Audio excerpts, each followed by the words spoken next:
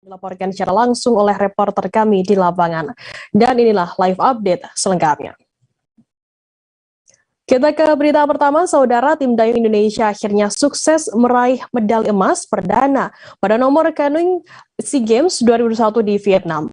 Medali emas didapatkan saat tampil pada kelas MK4 1000 yang diperkuat oleh Andri Agus Mulyana, Tri Wahyu Buwono, Joko Adrianto, dan Sutrisno. Informasi lebih lengkapnya akan disampaikan oleh rekan jurnalis kami dari tribunnews.com, ada Abdul Majid yang akan melaporkannya. Silakan rekan Majid. Ya, terima kasih Firda. Saya laporkan langsung dari venue dayung yang berada di kota Haiphong, Vietnam. Di hari ini, timnas dayung Indonesia berhasil meraih 1 medali emas, dan ini merupakan raihan perdana medali emas di nomor canoeing. Selain 1 emas, juga terdapat Indonesia mendapatkan 2 medali perak dan 1 medali perunggu, dan yang membanggakan bahwa ini medali emas perdana di nomor canoeing. Seperti diketahui, nomor canoeing diadakan setelah nomor rowing sebelumnya yang diadakan tanggal 9 sampai tanggal 14, dan kemarin dari nomor canoeing belum berhasil meraih medali emas, baru 1 perunggu dan 1 perak, dan di hari kedua ini 1 emas didapatkan pada kelas MK4 1000 meter yang diperkuat oleh Andri Agus Mulyana, Tri Wahyu Buwono, Joko Adrianto, dan Sutrisno. Andri keluar sebagai pemenang dengan catatan waktu 3 menit 15 detik, 9,05. Kemudian di posisi kedua ditempati Myanmar, dan di peringkat ketiga ditempati tim tuan rumah dari Vietnam. Pelatih dari tim canoeing Indonesia sendiri, Pak Muhammad Suryadi, mengaku bangga atas pencapaian ini, dan ia berharap di 11 nomor berikutnya hingga tanggal 22 Mei mendatang, tim dari canoeing Indonesia bisa terus mendapatkan atau mendulang medali emas seperti sebelumnya di rowing yang berhasil keluar sebagai juara umum dengan 8 medali emas. Sejauh ini Indonesia baru mengemas 1 medali emas, dan di hari ini ada 2 medali perak dan 1 medali perunggu. Kemudian 2 medali perak di hari ini didapatkan oleh Maizir Yondra kelas MK1 1000 dan kelas MC4 yang diperkuat oleh Muhammad Yunus Rustandi, Dedi Saputra, Muhammad Burhan, dan Sofianto. Khusus untuk di nomor Maizir harusnya bisa mendapatkan medali emas, tetapi lawan yang dari Singapura itu tampil lebih apik sehingga bisa keluar sebagai pemenang. Dan diharapkan setelah ini masih ada beberapa hari ke depan tim canoeing Indonesia terus bisa mengambil medali emas. Ada sekitar 11 nomor lagi tim dayung nomor canoeing ini akan berlaga. Dan tadi pula ada Ketua Kontingen Indonesia atau CDM, Pak Ferry Pono, yang hadir langsung menyaksikan laga final. Dan Pak Ferry berharap dan sangat bangga atas raihan emas perdana ini, dan berharap emas ini akan menjadi atau pelecut semangat atlet dayung lainnya untuk mendapatkan medali emas. Sekian laporan dari Vietnam, Firda.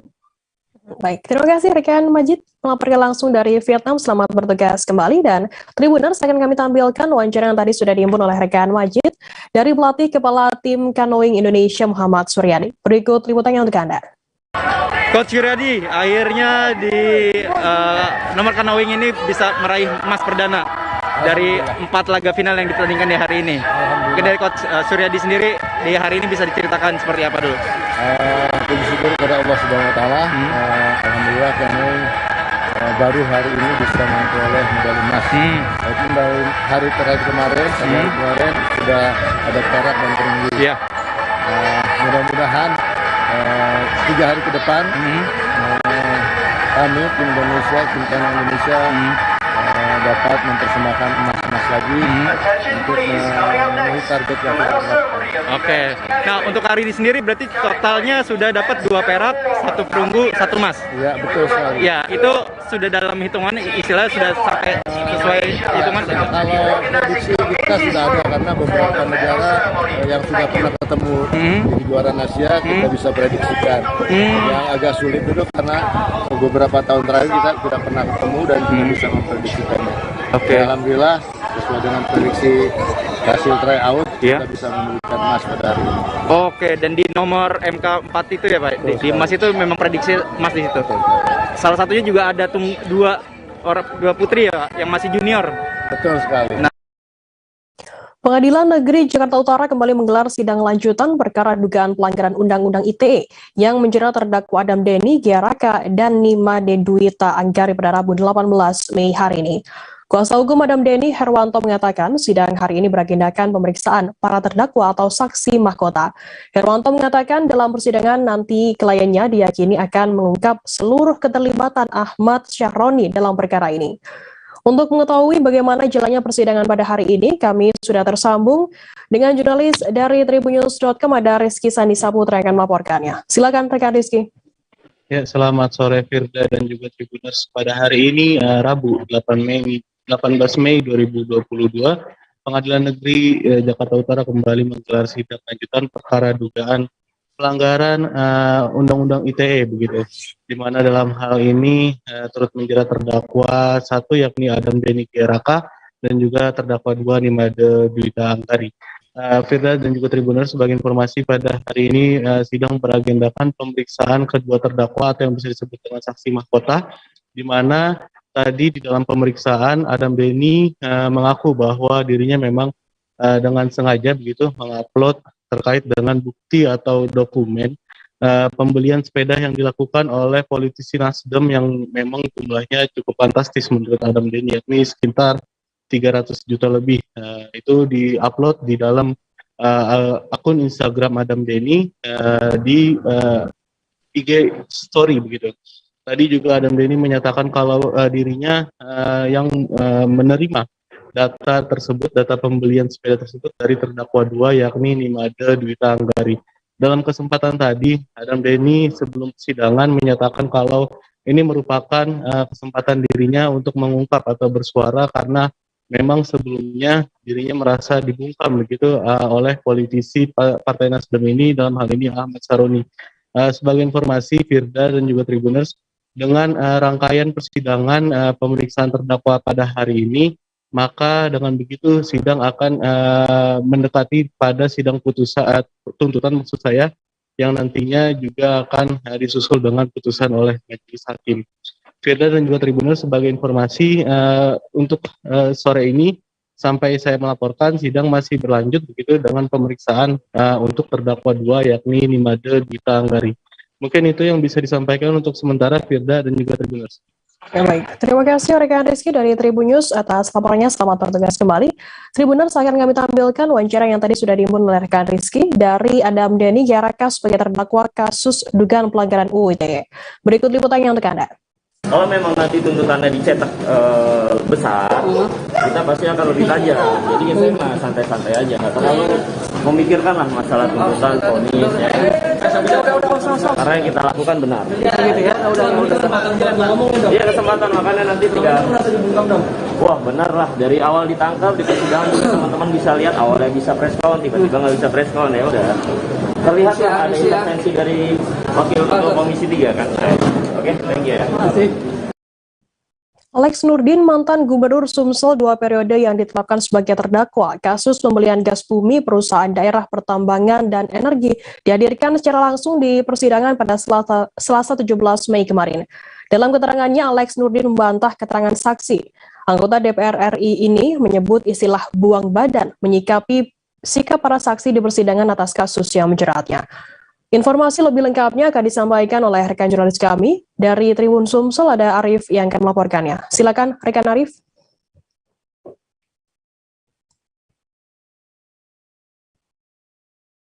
Halo rekan Arif. Ya, Firda. Ya, Firda, dapat kami sampaikan mantan Gubernur Sumsel 2 periode Alex Nurdin yang saat ini menjabat anggota DPR RI nonaktif ditetapkan sebagai terdakwa kasus pembelian gas bumi dari perusahaan daerah pertambangan dan energi atau PDPDE. Dihadirkan secara langsung ke persidangan pada Selasa sore pada tanggal 17 Mei 2022. Dalam keterangannya, Alex Nurdin membantah keterangan saksi yang selama ini menyebutkannya.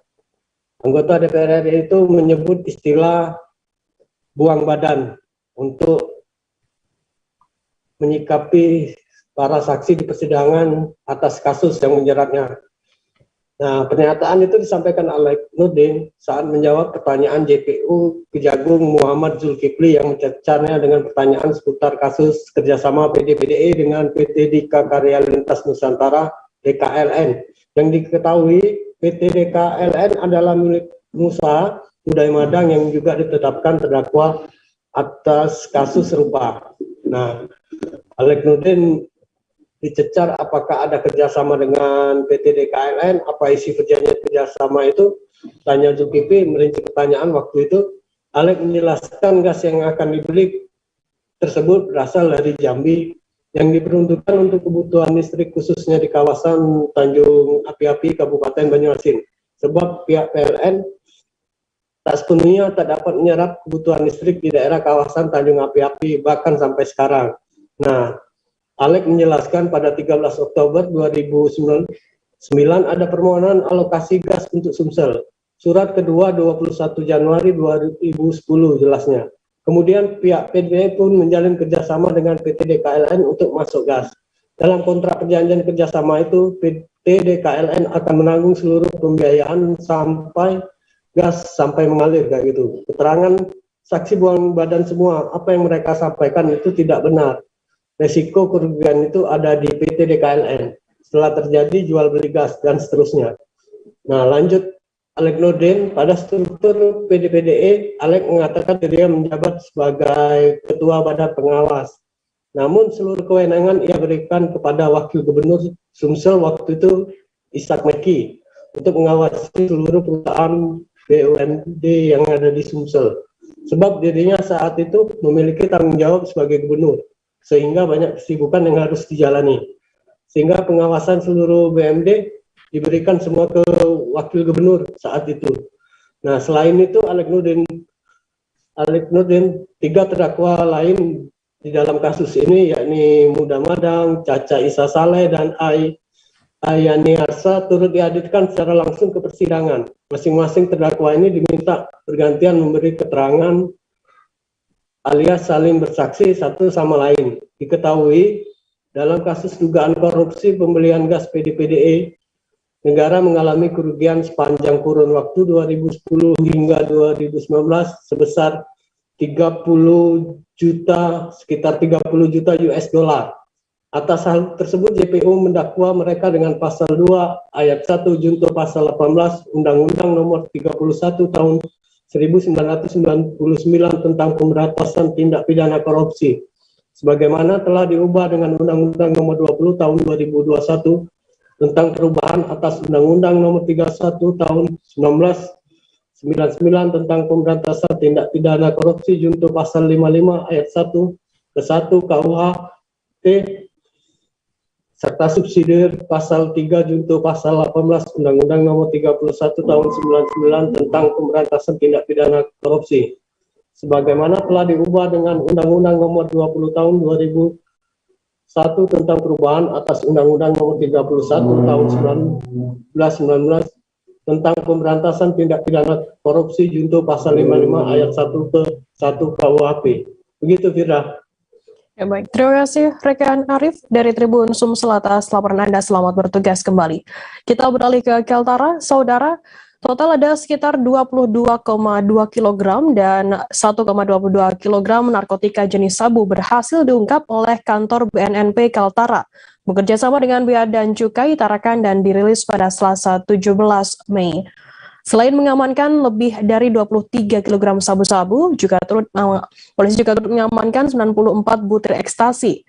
Ungkapan ini dikatakan Brigjen Pol Rudi Hartono, Kepala Badan Narkotika Nasional Provinsi Kalimantan Utara dalam rilisnya barang bukti sebesar 23 kg hasil dari pengungkapan dan penangkapan 2 kasus yang berbeda. Untuk mengetahui informasi lebih lengkapnya akan disampaikan oleh rekan jurnalis kami dari Tribun Kaltara, ada Andi Pausiah yang akan melaporkannya. Silakan rekan Andi.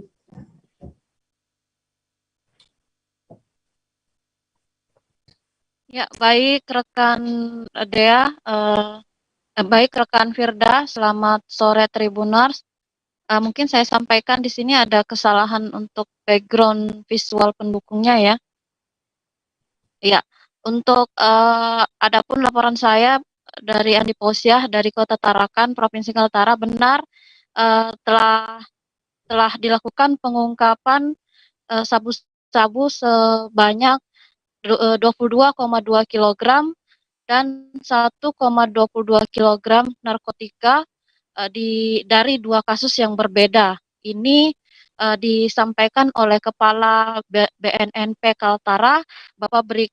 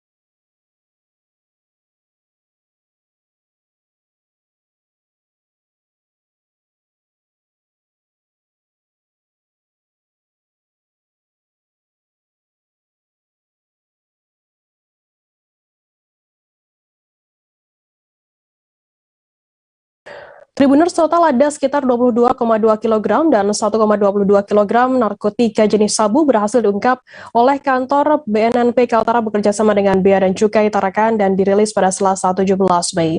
Selain mengamankan lebih dari 23 kg sabu-sabu, juga turut mengamankan 94 butir ekstasi.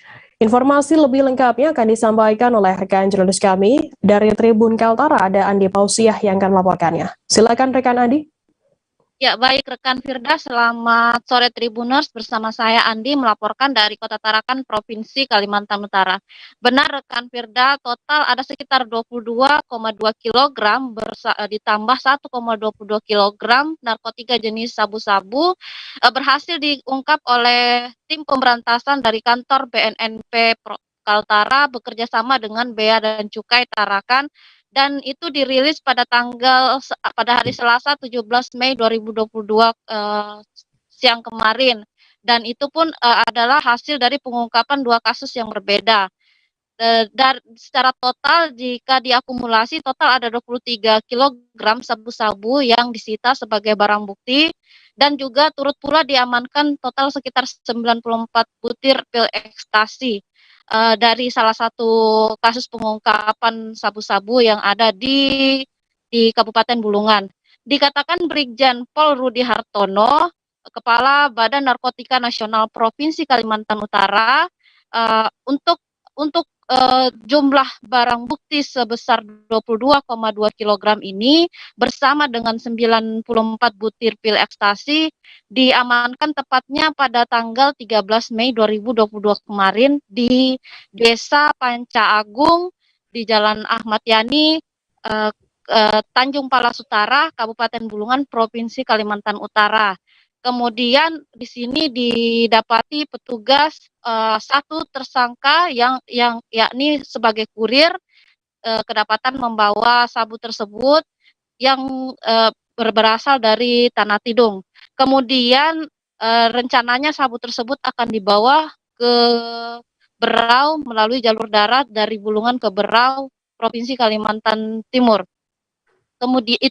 Kemudian untuk kasus 1 kilogram barang bukti yang juga turut ditampilkan dalam kegiatan press release kemarin di hadapan awak media adalah hasil tangkapan pada tanggal 4 Mei atau sepekan sebelum pengungkapan kasus 22 kg sabu pada tanggal 13 Mei kemarin.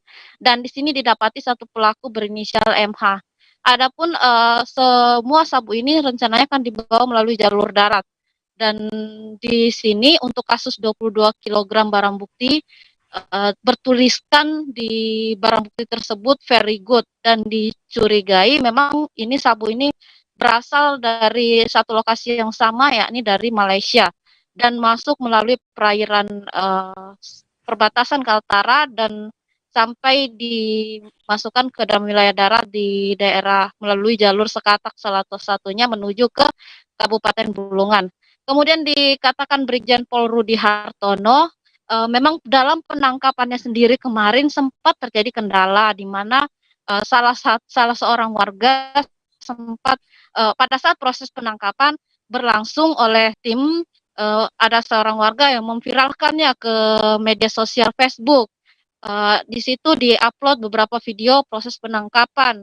Padahal saat itu tim masih dalam proses melakukan pengembangan dan mengejar siapa sasaran target selanjutnya.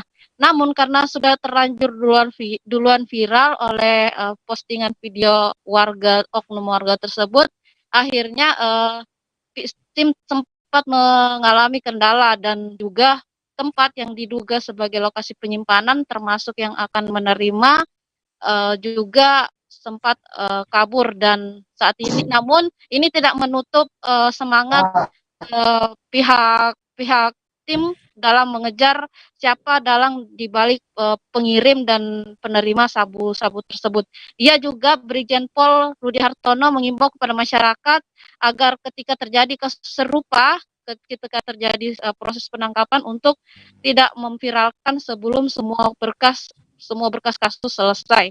Dalam hal ini juga dikatakan Bapak Yoga Suara hadir pula dalam kegiatan press release pada Rabu kemarin.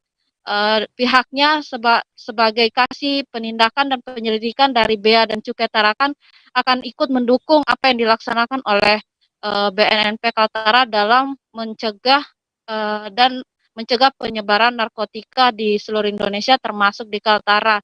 Salah satunya dikatakan Yoga Suara kasih penindakan dan penyelidikan Bea Cukai Tarakan tentu dengan melakukan sama-sama pertukaran data dan joint operasi, dan itu menjadi kunci, dan juga meminta komitmen juga teman-teman seluruh termasuk media untuk menggaungkan narkotika adalah musuh bersama semua pihak dan juga termasuk upaya menekan dari sisi supply dan dari sisi permintaan.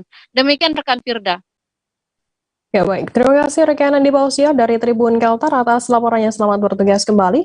Dan Tribuners, jurnalis kami jadi tadi juga sudah menghimpun keterangan dari Kepala BNNP Kaltara, Brigjen Pol Rudi Hartono dan juga Yoga Suara, kasih penindakan dan penyelidikan Bea Cukai Tarakan. Berikut liputannya untuk Anda. Narkotika terutama di perbatasan, karena Kaltara ini salah satu perbatasan juga pemasok narkoba menurut kita ya, menurut data. Dan mungkin sekarang sudah nomor 4 ya di seluruh Indonesia. Dan tadi nomor 5 menggeser daerah lain. Kalau Asian Games atau SEA Games kita juara 4 masih ada nomornya bagus, tapi kalau ini juara 4 malah tidak bagus ya. Rekan-rekan sekalian, saya sampaikan bahwasanya ada beberapa memang kegiatan kami dari BNN ini dengan programnya Pak Kepala BNN, perang terhadap narkotik, perang terhadap narkoba atau war on drug menuju Indonesia bersinar. Intinya adalah bagaimana membentuk desa-desa dulu bersih narkoba. Jadi kalau selama ini kita hanya membuntuti narkoba, sekarang kita ingin melawan dari depan.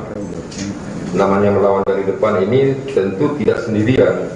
Kita harus bersama-sama masyarakat maupun instansi pemerintah, TNI, Polri, keseluruhan bersama-sama kita untuk memerangi narkotika. BNNP Kalimantan Utara tadi disampaikan oleh Pak Jenderal bahwa Kalimantan Utara ini sekarang tidak hanya sebagai tempat transit, tapi juga penggunanya sudah meningkat seperti itu. Dan salah satu bersinergi ini kita berkolaborasi dengan melakukan pertukaran data, kemudian dengan melakukan joint operasi seperti yang teman-teman lihat di depan saat ini. Dan saya kira kami juga meminta bantuan kepada rekan-rekan wartawan, rekan-rekan media bahwa terus menggaungkan bahwa narkotika ini merupakan musuh bersama, kemudian narkotika ini sangat merusak bagi generasi bangsa, dan tentunya ini salah satu bentuk dari komitmen kami antara Bea Cukai dengan BNNP. Kita menekan dari sisi supply, kemudian nanti ada program-program lain yang tadi disampaikan oleh Pak Kepala. Kita beralih ke informasi selanjutnya, Saudara. Sebanyak 3 kepala desa atau KUWU di Kabupaten Indramayu digugat ratusan masyarakatnya sendiri di Pengadilan Negeri Indramayu pada Selasa 17 Mei. 3 kades tersebut yakni KUWU Desa Amis, KUWU Desa Sukamulya, dan KUWU Desa Mulyasari. Selain ketiga kades, ada pula 4 orang lainnya yang juga dituntut. Secara keseluruhan ada sebanyak 7 orang yang dituntut oleh warga.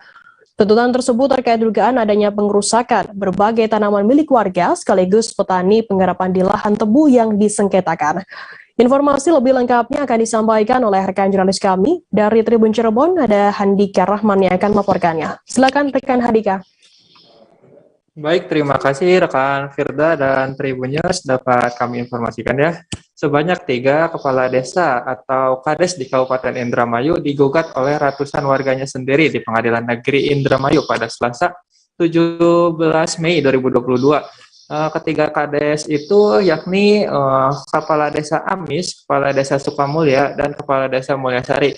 Selain ketiga kades itu ada pula 4 orang lainnya yang juga dituntut. Secara keseluruhan total ada sebanyak 7 orang yang dituntut oleh warga. Tuntutan tersebut terkait dugaan adanya pengerusakan berbagai tanaman milik warga ya, sekaligus petani penggarap di lahan tebu yang saat ini masih disengketakan. Para petani penggarap ingin adanya ganti rugi soal pengerusakan tanaman tersebut senilai kurang lebih 4 miliar rupiah secara keseluruhan. Menurut keterangan dari kuasa hukum para petani penggarap, jadi orang yang dituntut dalam kasus tersebut bukan merupakan pemerintahannya ya, tapi lebih ke personal kepala desanya. Ia juga menceritakan kejadian pengerusakan tanaman itu terjadi pada Oktober 2021 kemarin, atau pasca terjadinya tragedi berdarah yang menewaskan 2 petani tebu asal Majalengka. Saat itu berbagai tanaman milik petani penggarap seperti pepohonan mangga, jeruk, berbagai tanaman sayur mayur hingga tanaman padi milik petani penggarap tersebut tiba-tiba dirusak. Pengerusakan itu pun dilakukan tanpa sepengetahuan pemilik tanaman. Setelah diselidiki, kata dia, ketujuh orang yang hari kemarin digugat diduga merupakan orang yang menyuruh dan orang yang melakukan pengerusakan. Secara keseluruhan hingga saat ini ada sebanyak 142 orang petani yang mengaku lahan miliknya atau tanaman miliknya yang mengalami kerusakan di lahan tersebut. Sementara itu, menurut kuasa hukum tergugat, soal perkara ini pihaknya turut mempertanyakan kepemilikan dari lahan yang menjadi lokasi pengerusakan. Menurutnya lahan itu masuk dalam kawasan hak guna usaha atau HGU PG Jati 7. Sehingga jika ingin menuntut ganti rugi, para petani yang mengaku tanamannya mengalami kerusakan harus bisa menyertakan legalitas yang jelas atas kepemilikan lahan tersebut. Sehingga dalam perkara ini menurut kuasa hukum mereka juga mempertanyakan kenapa PG Jati 7 yang diduga pemilik lahan yang tanaman milik petani tersebut dirusak tidak dilibatkan dalam perkara itu. Padahal jika pihak PG Jati 7 dilibatkan, bagaimana pembuktian dari pengerusakan itu, siapa yang merusak dan lahan siapa yang menjadi lokasi pengerusakan bisa terungkap dalam persidangan. Begitu rekan Firda. Baik, terima kasih rekan jurnalis dari Tribun Cirebon, Handika, atas laporannya. Selamat bertugas kembali. Kita beralih ke Jawa Barat, Saudara. 3 bocah SMP yang melakukan pengeroyokan di Jalan Kebon Jeruk RT Sub 1 RW 12 Kelurahan Ciberem, Kecamatan Cimahi Selatan, Kota Cimahi harus mendekam di penjara karena kasusnya tetap dilanjutkan ke ranah hukum. Bocah SMP yang melakukan pengeroyokan yakni MAS 14 tahun, FA 14 tahun, dan MIZ 14 tahun. Sementara korbannya juga masih bocah SMP berinisial MRN 14 tahun dan YA 14 tahun serta MR 16 tahun yang sudah duduk di bangku SMK. Terkait informasi hal ini akan disampaikan secara lengkap oleh rekan jurnalis kami dari Tribun Jabar, ada Hilman Kamaludin yang akan melaporkannya. Silakan rekan Hilman. Ya, selamat sore rekan Firda. Bisa saya laporkan terkait pengeroyokan terhadap bocah SMP itu awalnya diketahui sempat viral juga di beberapa sosial media yang ada di Cimahi, Kota Bandung maupun Bandung Barat. Nah, kemudian setelah viral itu aparat kepolisian langsung melakukan penyelidikan. Nah, itu awalnya yang viral itu hanya satu korban yang menjadi korban pengeroyokan oleh dua orang pelaku. Nah, namun berdasarkan hasil penyelidikan aparat kepolisian bahwa pelaku yang melakukan pengeroyokan terhadap SMP itu berjumlah 3 orang. Mereka antara korban dan pelaku ini masih saling kenal sebetulnya. Kemudian aparat kepolisian langsung menangkap pelaku dan diketahui bahwa korban pengeroyokan tersebut tidak hanya 1 orang, tetapi ada 3 orang. Awalnya kasus pengeroyokan ini terjadi gara-gara chat WhatsApp di mana korban ini mengomentari status pacar dari salah seorang pelaku berupa guyon seperti itu atau meledek statusnya dengan berupa meledek seperti kayak main aja gitu, kayak yang punya uang seperti itu. Nah, kemudian pacar si pelaku ini melapor ke pacarnya dan langsung pelaku mengajak bertemu dengan korban di sebuah lapangan di daerah Cimahi, Kota Cimahi. Setelah itu korban menyanggupi permintaan dari pelaku untuk bertemu dengan niat untuk meminta maaf sebetulnya. Kemudian setelah bertemu, korban datang dengan 3 orang temannya, 2 orang temannya, dan bertemu di sebuah lokasi di Cimahi, dan di situ sudah ada sekitar 10 orang yang merupakan teman pelaku, namun yang melakukan pengeroyokan di lokasi tersebut hanya 3 orang. Nah, ketiga orang pelajar ini merupakan pelajar SMB, baik pelaku maupun korban itu sendiri. Nah, di sisi lain, dalam kasus pengeroyokan ini, aparat kepolisian juga sudah melakukan penyelidikan awal hingga penangkapan terhadap ketiga pelaku. Nah, dan saat ini pelaku sudah diamankan di Mapolres Cimahi karena pihak keluarga dari 3 korban pengeroyokan ini tidak terima dengan perbuatan para pelaku. Akhirnya pihak keluarga memutuskan untuk proses hukum tetap berlanjut. Karena para pelaku pengeroyokan ini masih di bawah umur ya, usianya masih rata-rata 14 tahun ketiganya dan baru menginjak SMP. Proses hukum yang dilakukan aparat kepolisian berbeda dengan pelaku-pelaku kriminal lainnya. Di mana untuk kasus pengeroyokan yang dilakukan 3 pelajar ini, aparat kepolisian berkoordinasi dengan pihak Bapas dan Dinas Sosial Kota Cimahi, mengingat ketiga pelaku masih di bawah umur. Dengan adanya keputusan dari pihak keluarga yang agar status hukumnya tetap berlanjut, aparat kepolisian juga tetap melanjutkan kasus hukum ini dengan menjerat pelaku dengan pasal Undang-Undang Perlindungan Anak dan diancam hukuman 5 tahun penjara. Nah, di sisi lain untuk para korban sendiri yang menjadi korban pengeroyokan ini mengalami luka pada kepala dan punggungnya, karena saat di lokasi kejadian para pelaku ini secara brutal melakukan pemukulan baik ke bagian kepala maupun punggung korban. Namun yang paling parah dalam kasus pengeroyokan ini hanya 1 orang pelaku saja yang terekam di dalam sebuah video viral. Sedangkan untuk 2 orang pelaku yang tidak terekam, lukanya masih sedikit tidak terlalu parah dari korban yang viral itu. Nah, setelah kejadian itu, aparat kepolisian juga langsung memberikan pendampingan terhadap para korban agar tidak trauma dan tetap bisa melanjutkan sekolahnya. Namun untuk pelaku yang saat ini sudah ditetapkan sebagai tersangka dan ditahan, hingga saat ini belum ada penjelasan lebih lanjut lagi dari pihak Dinas Pendidikan Kota Cimahi seperti apa kelanjutan sekolahnya atau kelanjutan sekolahnya, itu yang paling utama gitu, seperti itu. Namun untuk kedepannya aparat kepolisian bakal tetap melakukan pengawasan juga terhadap para pelaku ini supaya kasus hukumnya bisa tetap berlanjut, namun tidak seperti status hukum para kriminal lainnya, mengingat para korban ini masih di bawah umur. Seperti itu, rekan Firda. Ya, baik, terima kasih rekan jurnalis dari Tribun Jabar Hilman atas laporan Anda. Selamat bertugas kembali.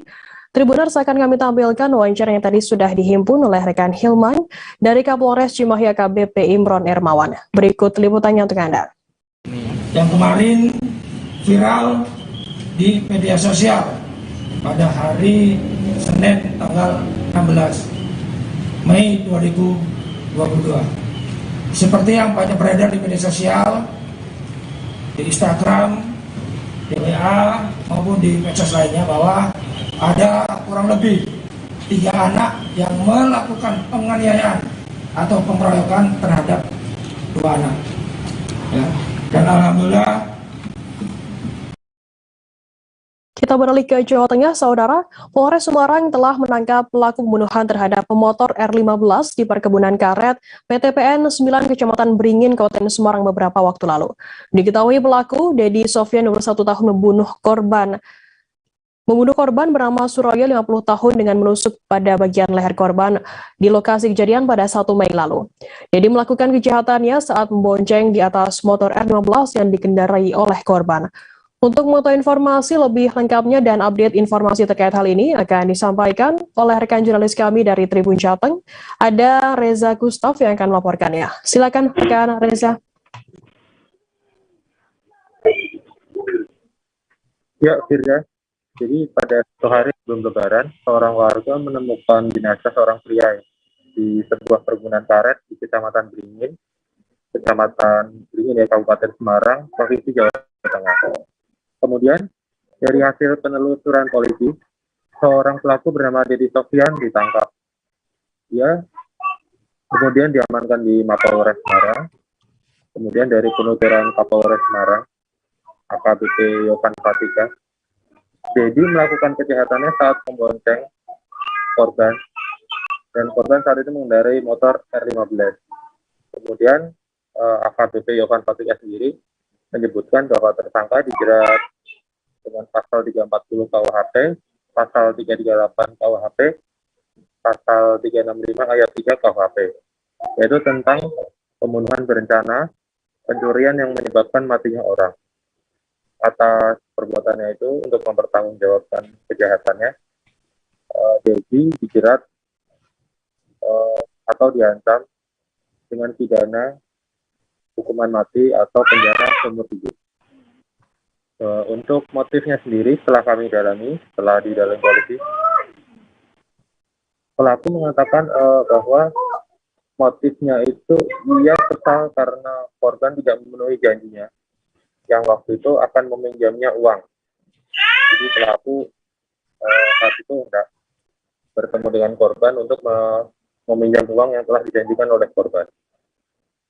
Jadi mengatakan bahwa uang tersebut akan dipakainya untuk membayar hutangnya kepada orang lain. Begitu yang bisa disampaikan dari saya. Baik, terima kasih rekan Reza dari Tribun Jateng atas laporan Anda. Selamat bertugas kembali. Tribuners, akan kami tampilkan wawancara yang tadi sudah dihimpun oleh rekan Reza dari Kapolres Semarang AKBP Yovan Fatika. Berikut liputannya untuk Anda. Luka di leher sebanyak 3 titik. Kemudian di keningnya juga ada bekas luka terbentur benda keras. Pihak kepolisian Polres Aceh Barat masih memburu pelaku peledakan bom Molotov di rumah pimpinan pesantren Tahfizul Quran Al-Halul Murtahlil atau pemilik Yayasan Majelis Belajar Iqra Mu Abdullah Akid di Lorong Pawang Lemam, Desa Drin Rampak, Kecamatan Johan Pahlawan pada Selasa 17 Mei. Peristiwa yang sempat mengemparkan warga setempat tidak terjadi korban jiwa, akan tetapi keluarga korban sempat mengalami trauma atas kejadian tersebut. Informasi lebih lengkapnya akan disampaikan oleh rekan jurnalis kami dari Tsunami News Indonesia, ada Sa'dul Bahri yang akan melaporkannya. Silakan rekan Sa'dul. Terima kasih rekan Firda dan rekan Tribun News. Dapat kami laporkan bahwa pada Selasa kemarin 17 Mei 2022 telah terjadi peledakan bom molotov di rumah Ustadz Abdullah Akib, tepatnya di Lorong Pawang Liman, Desa Drin Rampa, Kecamatan Jalan Pahlawan, Kabupaten Aceh Barat. Sejauh ini pihak kepolisian masih terus memburu pelaku peledakan bom molotov tersebut. Namun hingga hari ini tanggal 18 Mei belum diketahui siapa pelaku dari peledakan bom tersebut. Sementara aktivitas di rumah dan di pesantren masih tetap berlangsung secara normal tanpa ada gangguan lainnya. Kemudian berikutnya juga di lokasi tersebut saat ini masih diberikan pengamanan oleh pihak kepolisian. Sejumlah personil ikut berjaga-jaga di lokasi pesantren maupun di rumah Ustadz Abdullah Akib. Demikian rekan Firda. Ya, baik, terima kasih rekan Sadu dari Serambi News Indonesia atas laporan Anda. Selamat bertugas kembali. Tribuners, jurnalis kami tadi juga sudah menghimpun keterangan dari Kapolres Aceh Barat AKBP Panji Santoso. Berikut liputannya untuk Anda. Sudah melaksanakan cek TKP dan kami juga sudah mengidentifikasi dari barang bukti yang ada, termasuk kami juga sudah mengamankan beberapa barang bukti. Dan kami mohon doa mudah-mudahan dapat kami ungkap dengan cepat-cepat. Terima kasih. Sudah berapa saksi yang diperiksa, Pak? Untuk saksi pada saat ini kami sedang melakukan interogasi, kami akan data, kami main cepat interview, nanti akan kami lengkapi di kantor untuk pemeriksaan saksi-saksi yang ada di lapangan. Alhamdulillah kami sudah dapat sekitar 3 saksi yang akan kami bawa untuk pemeriksaan. Untuk dugaan sementara ini apa? Dugaan sementara kami belum pastikan modusnya atau motivasinya apa, karena kami belum menangkap tersangka. Masyarakat tetap tenang karena ini sudah kami tangani. Ini jenis bom molotov atau apa nih, Pak? Untuk dari barang bukti yang kami sita, ini ada pecahan semacam botol. Ini kami pastikan adalah meledak pada saat dilempar. Namun untuk kandungan dan sebagainya masih kami lakukan penelitian. Badan Narkotika Nasional Provinsi Kepulauan Riau kembali melakukan pemusnahan narkotika golongan 1 yakni sabu. Narkotika sabu seberat 10 kg diamankan dari 2 tersangka. Barang bukti sabu langsung dimusnahkan dengan cara dimasukkan ke dalam mobil inkinerator. Pemusnahan narkotika di halaman BNNP Kepulauan Riau, Nongsa pada Rabu 18 Mei siang. Informasi lebih lengkapnya akan disampaikan oleh rekan jurnalis kami dari Tribun Batam, ada Beres Lumbanto yang akan melaporkannya. Silakan rekan Beres. Baik, selamat sore rekan Firda, selamat sore Tribuners. Masih dalam seputar informasi Batam begitu. Badan Narkotika Nasional Provinsi Kepulauan Riau berhasil mengamankan 2 tersangka begitu. Nah, 2 tersangka ini merupakan nelayan begitu saat melaut. Jadi tim dari BNNP berhasil mengamankan dari 2 tersangka ini. Pertama 1 tersangka atas nama AS begitu. Nah, kemudian dilakukan pengembangan hingga ke rumah tersangka dan didapati ada 10 bungkus begitu sabu yang dibungkus dalam teh Cina yang bon begitu. Nah, kemudian dilakukan pengembangan juga mengarah kepada rekannya yang juga sama nelayan berinisial AN begitu. Nah, jadi kedua tersangka pun akhirnya dibawa ke kantor BNNP Kepri untuk dilakukan pemeriksaan lebih lanjut. Nah, tadi dilakukan langsung konferensi pers begitu, sekaligus juga dilakukan pemusnahan terhadap barang bukti sabu seberat 10 kilo dengan dimusnahkan dengan cara dimasukkan ke mesin inkinerator begitu. Nah, atas perbuatan kedua tersangka ini dijerat ancaman pidana hukuman mati begitu ataupun paling sedikit 10 tahun. Nah, 2 tersangka ini merupakan nelayan daerah yang berada di Kepulauan Riau. Nah, untuk mengetahui asal muasal peredaran barang tersebut begitu, tim dari BNNP Kepri masih terus melakukan pengembangan karena berdasarkan keterangan yang kita himpun dari kepala BNNP Kepri, Brigjen Paul Henry, bahwa Kota Batam begitu ini sering dijadikan tempat transaksi begitu ataupun masuknya barang-barang haram itu lantaran kondisi Kepulauan Riau yang memang notabene pulau begitu yang langsung berbatasan dengan beberapa negara tetangga. Nah, penangkapan kali ini bukan lagi yang pertama begitu, ini merupakan rangkaian dari beberapa sindikat jaringan internasional yang berhasil diungkap tim narkoba Kepri seperti itu. Mungkin demikian rekan Firda. Terima kasih. Ya, baik. Terima kasih rekan Beres atas laporan Anda. Selamat bertugas kembali. Dan Tribuners, akan kami tampilkan wawancara dari Kabid Berantas BNNP Kepulauan Riau, Kombes Pol Heru Yulianto. Berikut liputannya untuk Anda.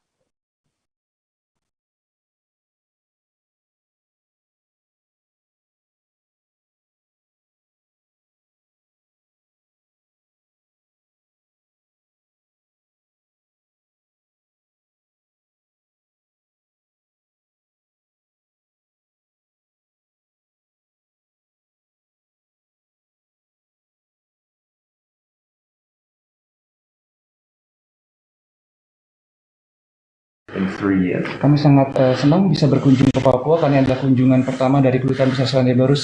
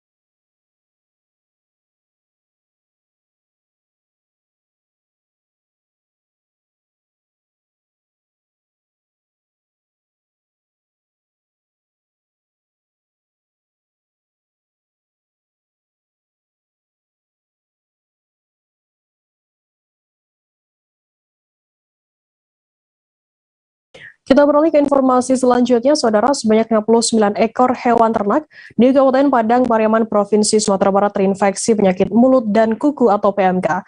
Hal itu diungkapkan oleh Kepala Dinas Peternakan dan Kesehatan Hewan Padang Pariaman Bustanmil Arifin pada Selasa 17 Mei. Ia mengatakan di antara jumlah hewan ternak yang terinfeksi tersebut, 52 diantaranya ialah sapi dan 7 ekor lainnya adalah kerbau. Disebutkannya kasus pertama ditemukan pada hari Jumat 13 Mei di Ulakan Tapakis. Untuk mengetahui informasi lebih lengkapnya terkait hal ini akan disampaikan oleh rekan jurnalis kami dari Tribun Padang, ada Wahyu Bahar yang akan melaporkannya. Silakan rekan Wahyu. Baik, Firda, Tribuners, dapat kami laporkan dari Kabupaten Padang Pariaman, Provinsi Sumatera Barat, bahwasanya sebanyak 59 ekor sapi dan kerbau milik pedagang dan peternak terinfeksi penyakit mulut dan kuku atau PMK, dan itu tersebar di 3 lokasi, terbanyak di Awa Malintang, Kecamatan Awa Malintang. Kepala Dinas Peternakan dan Kesehatan Hewan Kabupaten Padang Pariaman, Bustanmil Arifin, mengatakan kasus pertama ada di Ulakan Tapakis. Kasus tersebut ditemukan pada hari Jumat beberapa hari yang lalu. Ada 3 ekor sapi yang terjangkit atau terinfeksi PMK di sana. Kemudian pada hari Minggu juga ditemukan 4 ekor lainnya terinfeksi PMK di daerah Cincin. Kemudian pada hari Senin 2 hari yang lalu meledak kasus di Awa Malintang, tepatnya di Nagari Awa Malintang Selatan, sebanyak 52 ekor sapi ataupun kerbau positif terinfeksi PMK. Kemudian dari 59 kasus tersebut, pemerintah daerah setempat mengambil kebijakan untuk menutup sementara 2 pasar ternak yang ada di Kabupaten Padang Pariaman, yaitu di Pasar Ternak Sungai Sadia dan juga Pasar Ternak di Kampung Dalam. Hal itu untuk memutus rantai penularan dari PMK tersebut.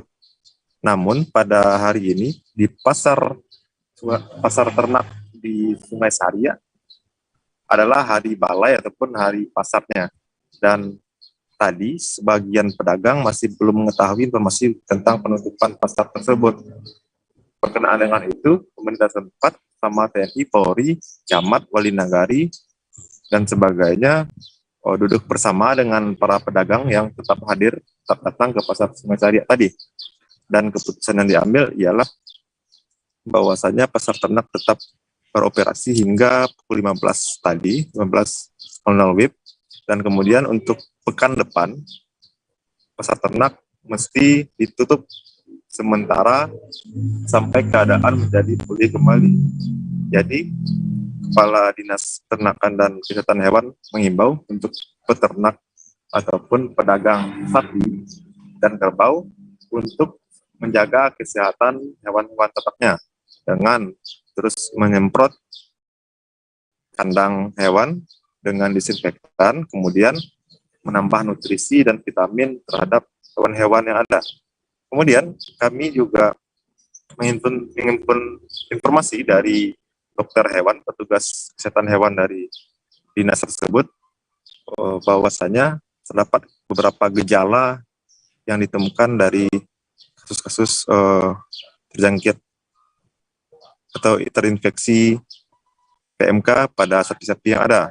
Adanya melepuh ataupun luka di bagian mulut, lidah, dan juga di kuku juga terdapat luka-luka. Selain itu, gejala yang terjadi atau menjangkiti sapi ataupun kerbau ialah mulutnya berbusa dengan jumlah yang banyak.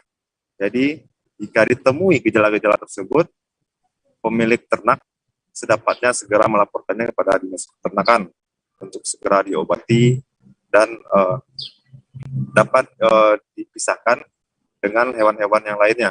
Jika terdapat positif, hewan tersebut harus dipindahkan, tidak boleh keluar kampung ataupun masuk kampung. Artinya hewan tersebut dipindahkan dari hewan-hewan yang belum terkonfirmasi PMK. Begitu, Firda. Ya, baik. Terima kasih rekan jurnalis dari Tribun Padang, Wahyu Bahar, atas laporan Anda. Selamat bertugas kembali. Tribuners, akan kami tampilkan wawancara dari Kepala Dinas Peternakan dan Kesehatan Hewan Padang Pariaman, Bustanil Arifin. Berikut liputannya untuk Anda.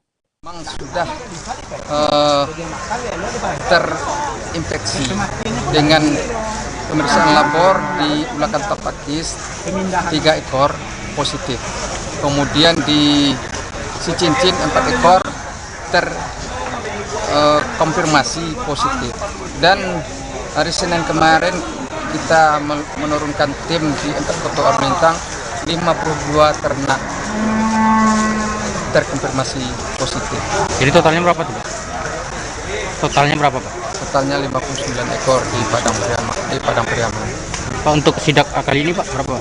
Untuk sidak kali ini tujuannya adalah kita rencana menutup pasar Sungai Sari, pasar ternak Sungai Sari. Kenapa? Karena dari semua yang positif dan terkonfirmasi itu berasal dari Sungai Sari, dibelinya dari pasar ternak Sungai Sari. Untuk berbahaya enggak? Rokok. Berbahaya untuk masyarakat. Ya, untuk ternak lain atau gimana, Pak? Untuk ternak lain memang virus PMK itu virus tipe A yang sangat ringan, mudah menyebar, mudah berpindah ke ternak lain. Tapi ke manusia, walaupun hinggap di manusia, tidak menjadi penyakit. Sosialisasi kepada peternak gimana nanti, Pak?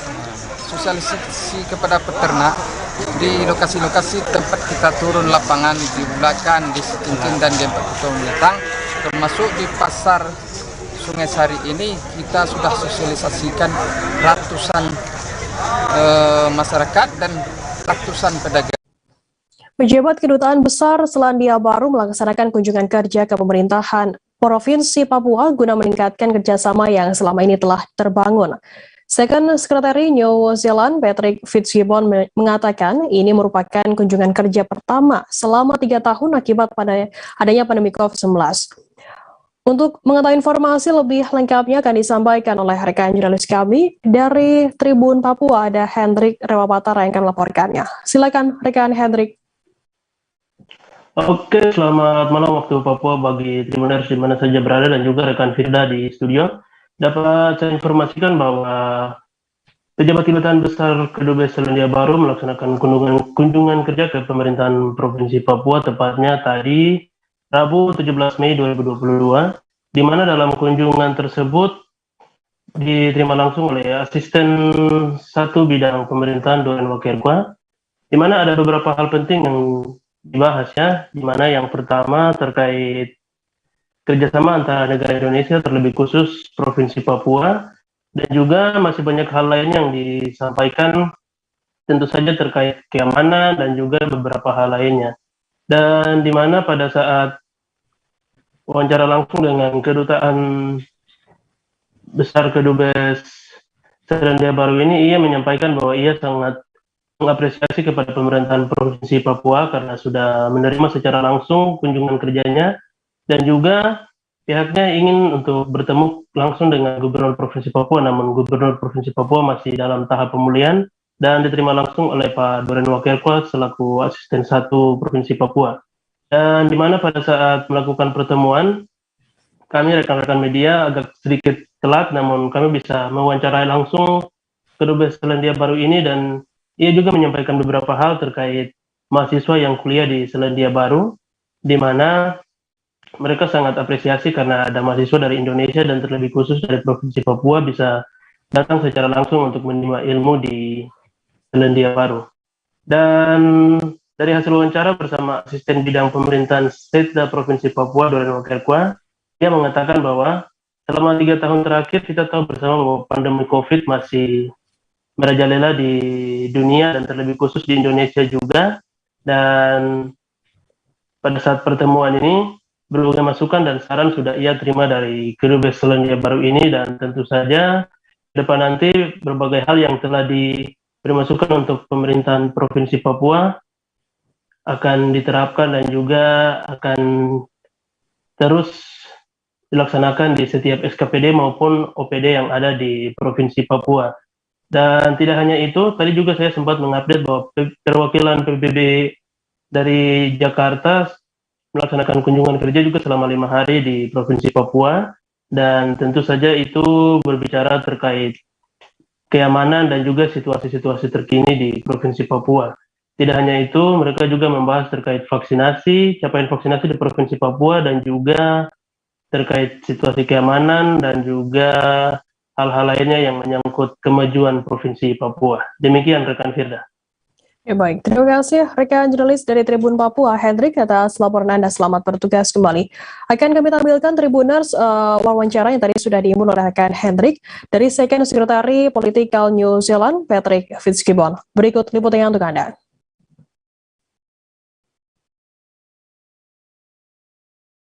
Kami sangat senang bisa berkunjung ke Papua karena adalah kunjungan pertama dari Kedutaan Besar Selandia Baru selama 3 tahun terakhir. And I'd like to thank the provincial government Dan saya ingin mengucapkan terima kasih ke pemerintah Provinsi Papua for welcoming us to the province karena sudah menyambut kami dengan hangat ke Provinsi Papua and to discuss matters of mutual interest. Dan membahas masalah-masalah menjadi minat bersama antara Pemprov Papua dengan Pemerintah Selandia Baru. And opportunities to enhance cooperation. Dan berbagai peluang untuk meningkatkan kerjasama di antara kedua pihak. Between Indonesia. Antara Indonesia. And New Zealand. Dan Selandia Baru. Gubernur Riau Syamsuar resmi mengirimkan surat ke Presiden Joko Widodo meminta agar kebijakan aturan larangan ekspor CPO ditinjau kembali. Sebab sejak aturan tersebut diberlakukan membawa dampak yang kurang baik bagi para petani sawit. Gubernur menegaskan langkah tersebut diambil setelah pihaknya melakukan pemantauan langsung di lapangan dan laporan dari kabupaten kota termasuk aspirasi dari petani dan asosiasi pengusaha sawit. Informasi lebih lengkapnya akan disampaikan oleh rekan jurnalis kami dari Tribun Pekanbaru, ada Syaiful Miskiono yang akan melaporkannya. Silakan rekan Syaiful. Ya baik rekan Firda dan pemirsa Tribunnya dimanapun berada, dapat kami laporkan bahwa Gubernur Riau Syamsuar secara resmi mengirimkan surat kepada Presiden Republik Indonesia Joko Widodo, di mana surat tersebut berisi permohonan kepada Presiden agar meninjau ulang terkait dengan kebijakan larangan ekspor CPO dan turunannya. Sebab sejak aturan tersebut dikeluarkan, para petani sawit di Provinsi Riau langsung mendapatkan dampaknya karena beberapa pabrik kelapa sawit yang ada di Provinsi Riau saat ini tidak mampu lagi menerima sawit dari para petani akibat dari banyaknya sawit yang saat ini menumpuk di perusahaan yang ada di Provinsi Riau. Dari informasi yang kemarin disampaikan oleh Gubernur Riau bahwa untuk tangki timbun CPO yang ada di pabrik kelapa sawit itu hanya mampu menampung sampai 2 minggu ke depan. Nah, saat ini sejumlah perusahaan kelapa sawit di Provinsi Riau sudah ada beberapa yang menolak sawit dari petani akibat dari banyaknya pasokan sawit yang saat ini tidak bisa diproduksi karena memang sejak adanya larangan ekspor CPO ini distribusi CPO menjadi terhambat. Oleh karena itu kemarin Gubernur Riau meminta kepada Presiden agar meninjau kembali kebijakan larangan ekspor CPO dan turunannya sehingga harga sawit bisa kembali naik karena saat ini memang di Provinsi Riau harga sawit mengalami penurunan yang cukup drastis. Jika beberapa waktu lalu harga sawit sempat mencapai harga tertinggi yaitu Rp4.000 per kilogramnya, saat ini harga sawit di Provinsi Riau ada yang berkisar di antara 2.000-an rupiah per kilogramnya.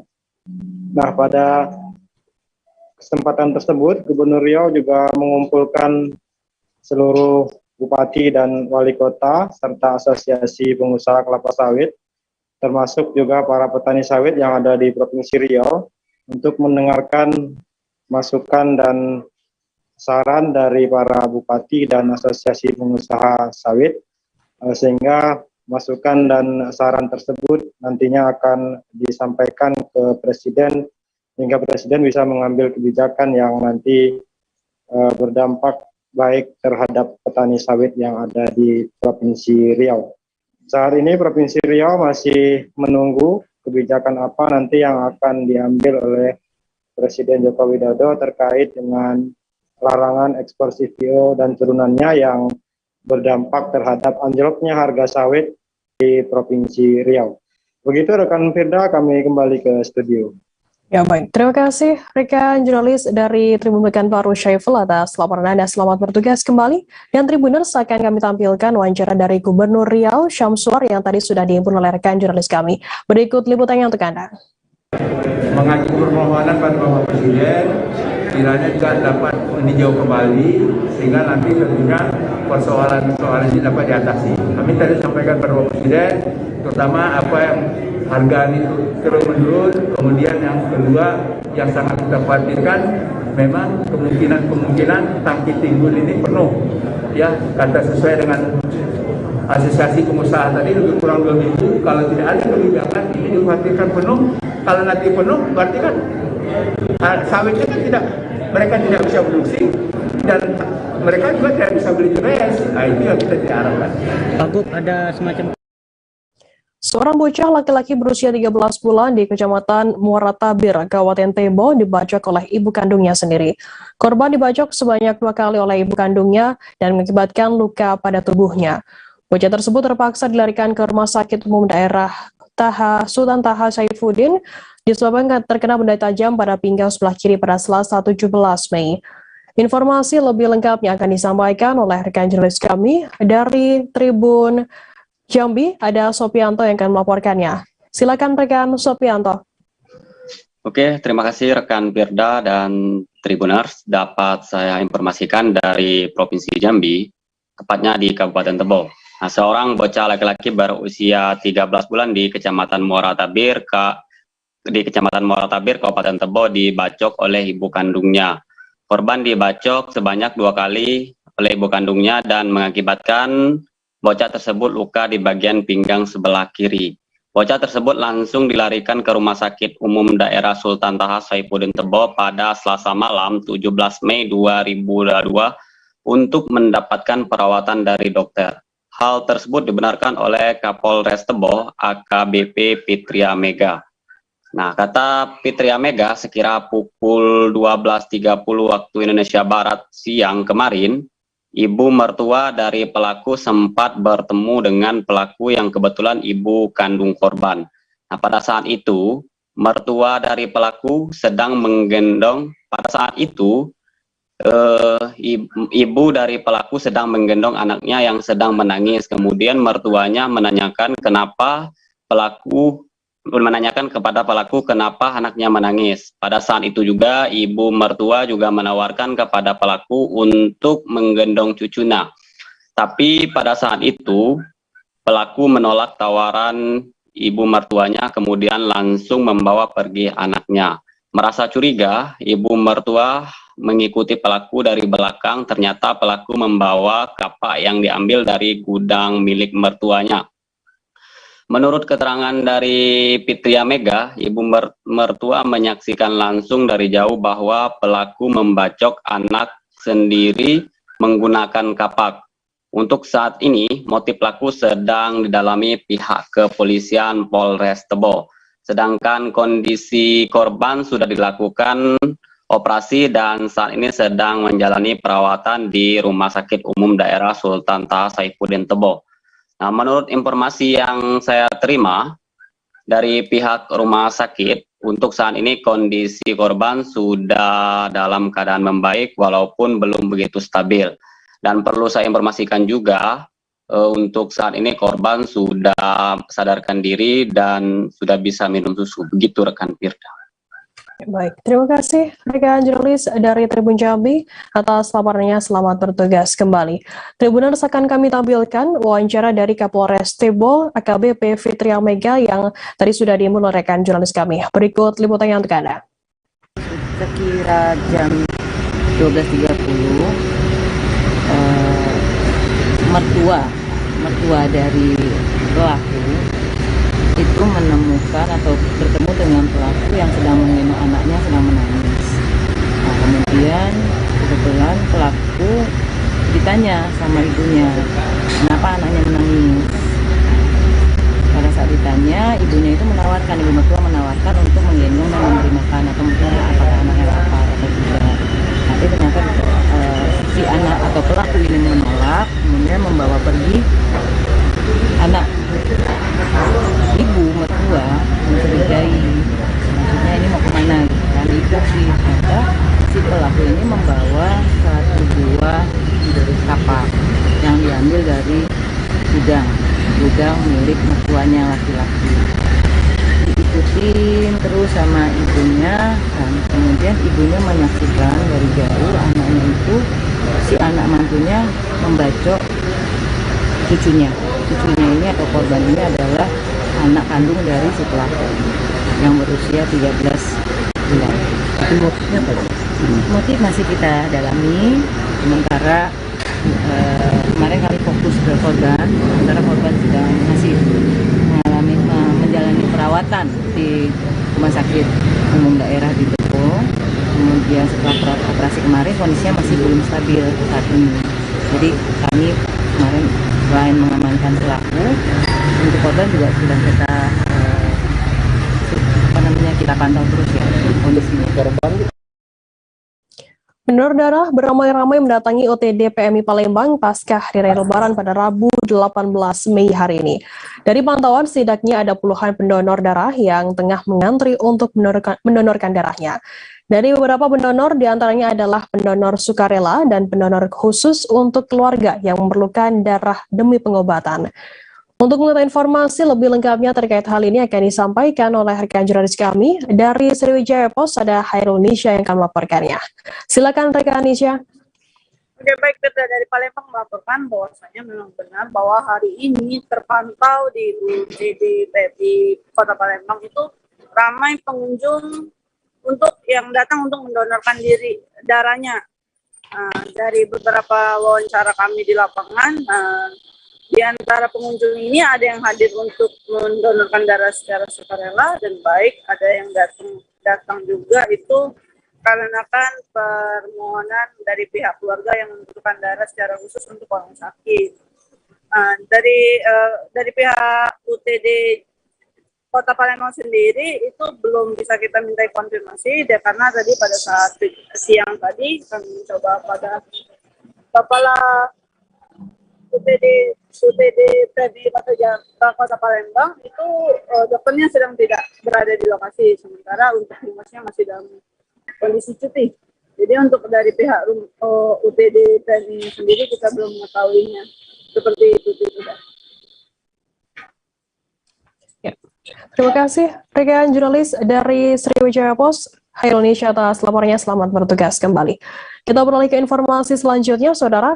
Aparat Polres Sika mengamankan 4 anak dan seorang perekrut pekerja di depan Taman Monumen Tsunami, Kabupaten Sika, Flores, Nusa Tenggara Timur pada Selasa 17 Mei. 4 anak yang tak disebutkan namanya tersebut diketahui akan dikirim ke Jakarta menggunakan jasa laut ekspedisi, namun tidak memiliki surat pengantar rekrut.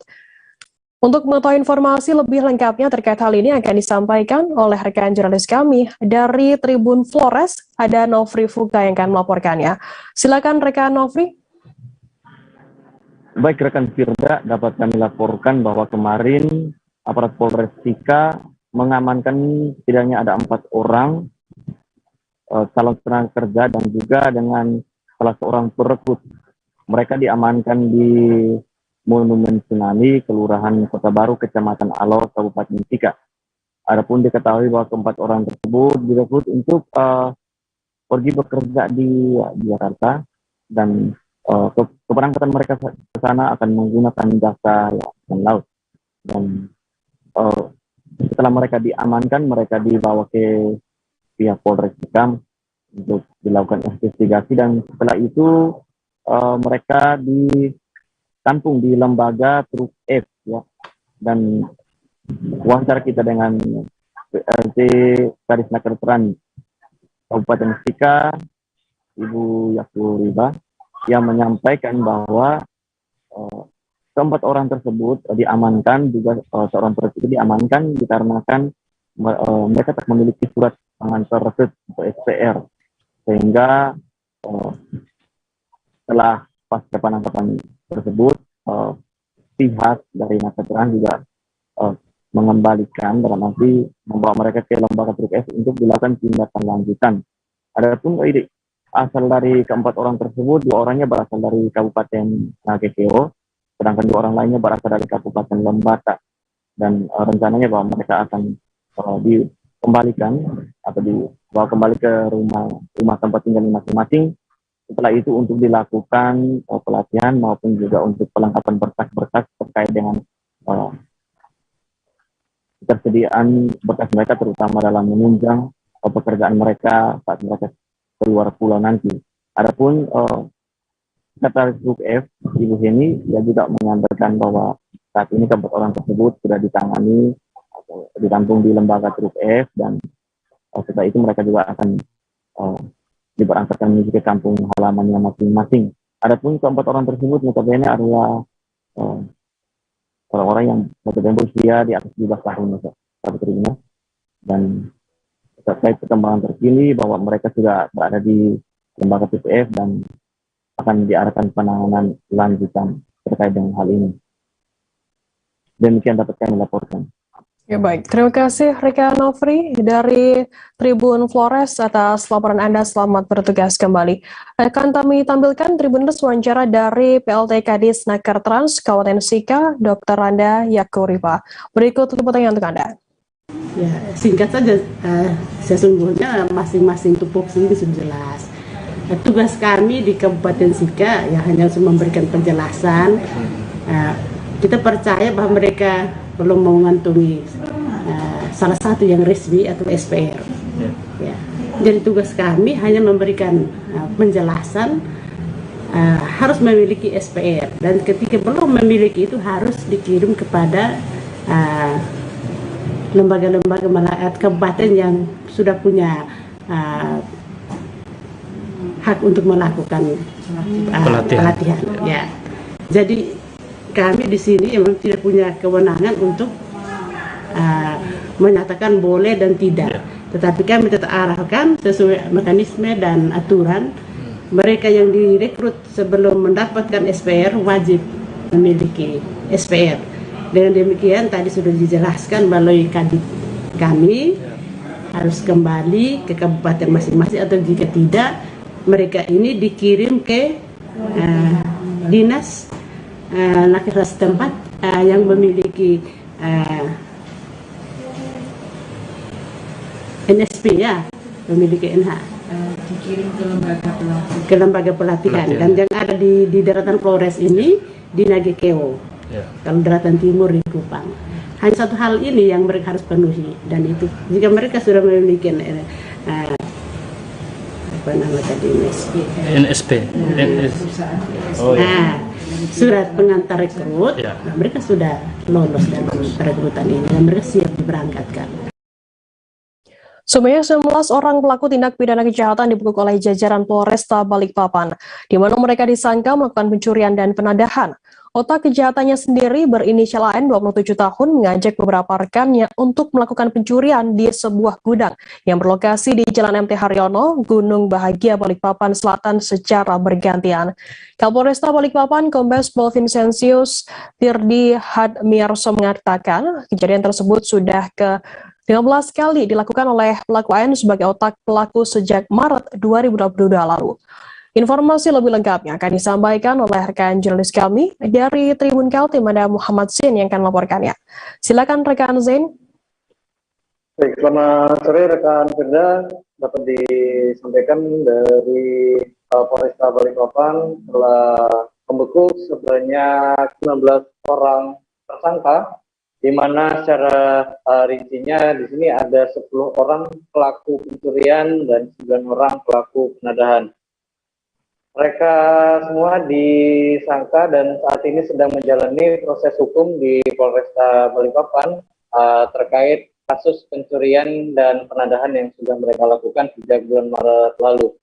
Adapun modus operandinya dijelaskan oleh Kapolresta Balikpapan, Kombes Pol Vincentius Tirdi Hadmiarso, di mana dari otak pelaku sendiri, yakni yang berinisial AN, mengajak satu persatu temannya dengan cara mengintai salah satu gudang yang berada di Jalan MT Haryono, Kota Balikpapan, dan setelah dirasa aman, mereka kemudian menyewa sebuah truk yang mereka sewa dengan tarif Rp300.000, dan kemudian mereka masuk ke dalam gudang tanpa pengawasan.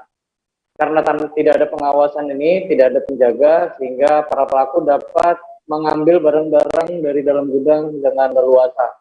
Adapun barang-barang yang diambil di sini rata-rata sebagian besar adalah material bangunan. Kemudian juga ada genset seperti itu, dan mereka mengangkutnya menggunakan truk.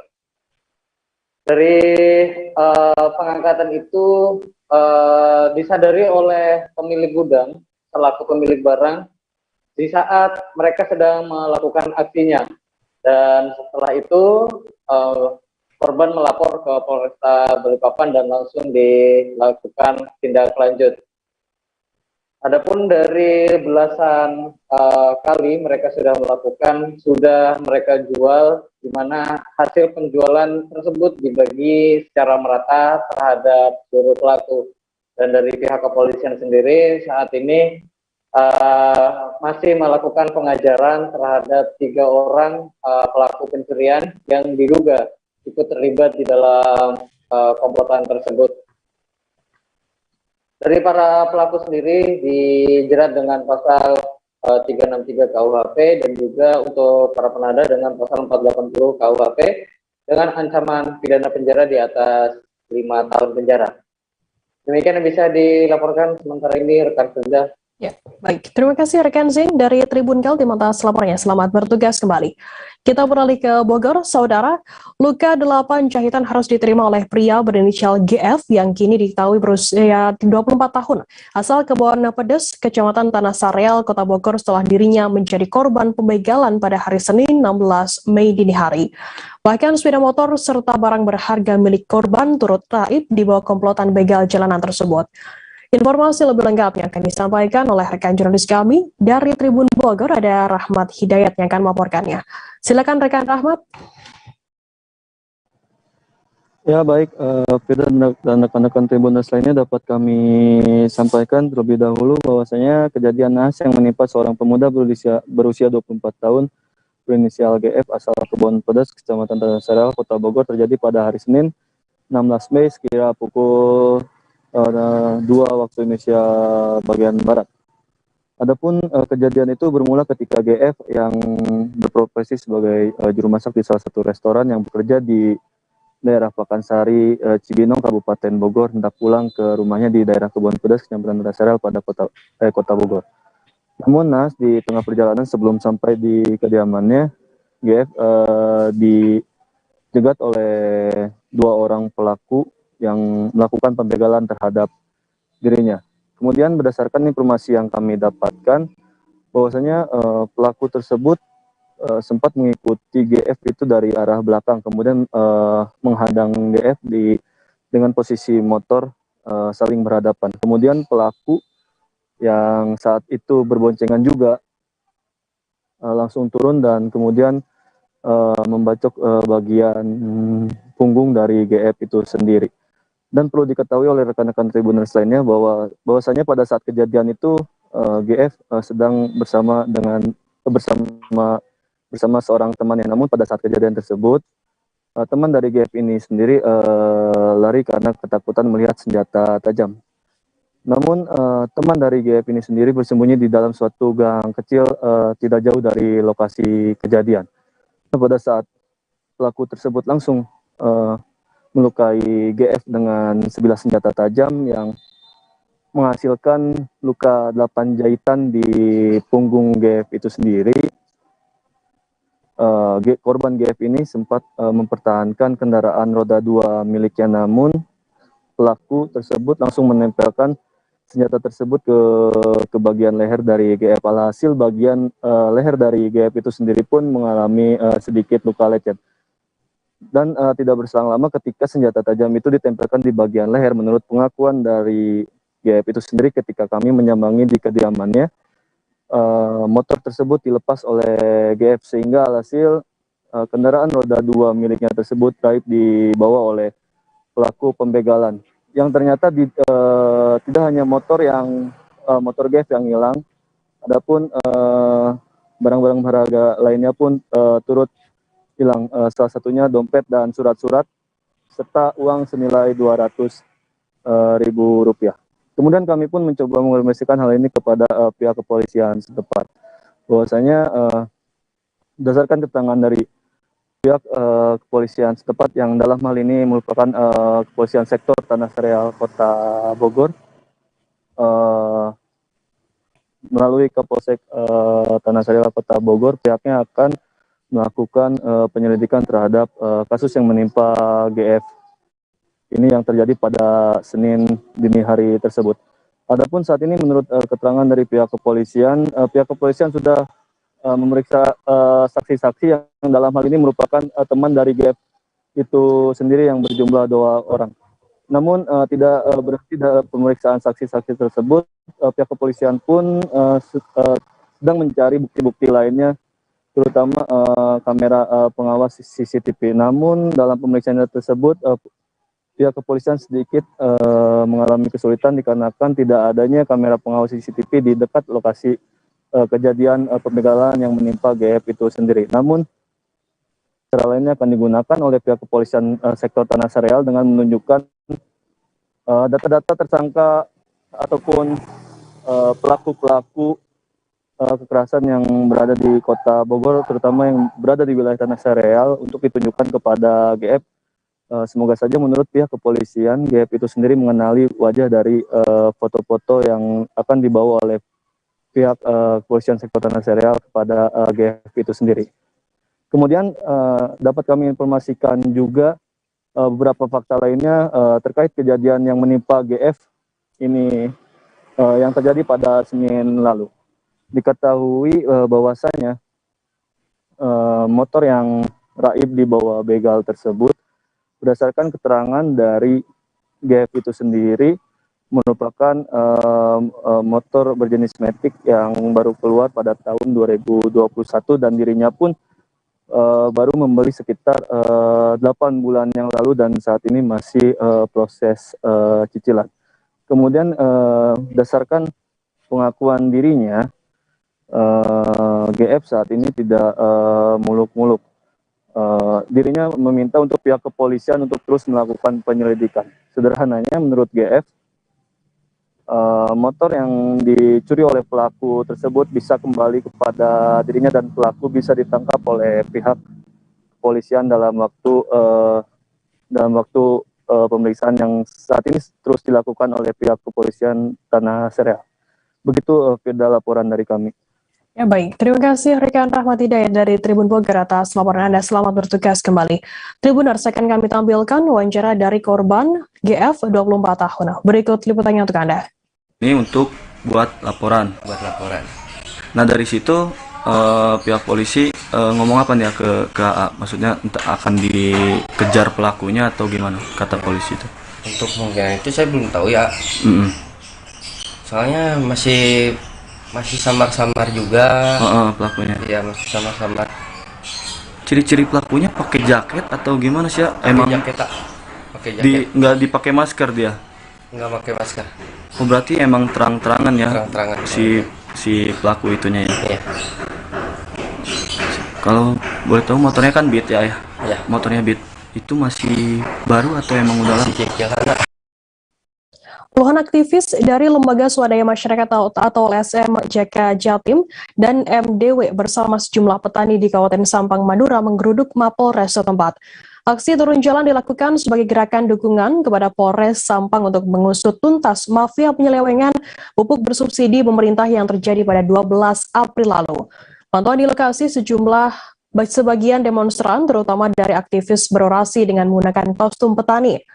Begitupun disertai atribut demo seperti poster dukungan yang bertuliskan "Kami dukung Polres Sampang Bumi hanguskan mafia pupuk tak lupa dibentangan".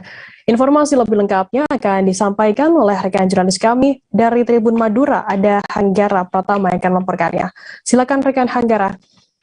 Baik, terima kasih rekan Firda. Jadi kami melaporkan berdasarkan pernyataan dari Korlap Aksi Muhammad Hakim bahwa aksi dukungan mengusut tuntas mafia pupuk kali ini berangkat dari banyaknya keluhan petani karena sulit mendapatkan pupuk bersubsidi. Kemudian demonstran menilai hal itu tidak terlepas dari adanya oknum yang tidak bertanggung jawab tega menyelewengkan pupuk bersubsidi, karena penyelewengan pupuk bersubsidi tidak hanya terjadi di 12 April 2022 saja, melainkan sudah sering kali terungkap terutama oleh pihak kepolisian di luar daerah Kabupaten Sampang. Buktinya pada 2021 lalu, truk bermuatan pupuk bersubsidi jenis ZA seberat 8 ton dari Kabupaten Sampang diamankan pihak kepolisian di Blora, Jawa Tengah. Kemudian pada 23 Mei 2022, Polres Magetan juga melakukan penangkapan truk bermuatan sekitar 9 ton pupuk berjenis ZA berasal dari Kabupaten Sampang. Terakhir pada 12 April 2022 kemarin, Polres Sampang berhasil menangkap 2 truk bermuatan sekitar 17 ton pupuk bersubsidi berjenis ZA dan NPK. Akan tetapi hingga saat ini mafia atau dalang di balik kasus tersebut tidak kunjung berhasil terungkap. Maka dari itu para demonstran mendukung Polres Sampang untuk mengusut tuntas mafia pupuk hingga ke akar-akarnya, agar kelangkaan pupuk tidak lagi dirasakan oleh para petani. Sementara jalannya demo ditanggapi oleh pihak Polres Sampang melalui Kasat Reskrim Polres Sampang AKP Irwan Nugraha, di mana ia berterima kasih atas dukungan tersebut dan hingga saat ini proses pengungkapan kasus terus berjalan sesuai prosedur yang berlaku. Bahkan Polres Sapong sudah mengamankan 2 tersangka baru sehingga jumlah total tersangka yang diamankan saat ini sebanyak 5 orang. 3 tersangka pertama yang diamankan berperan sebagai supir dan kernet. Kemudian 2 tersangka baru berperan sebagai pembeli pupuk bersubsidi di kios-kios. Seperti itu rekan Firda. Baik, terima kasih rekan Hanggara Pratama dari Tribun Madura atas laporannya. Selamat bertugas kembali. Tribuners, kita akan jeda sejenak, tetaplah di Live Update.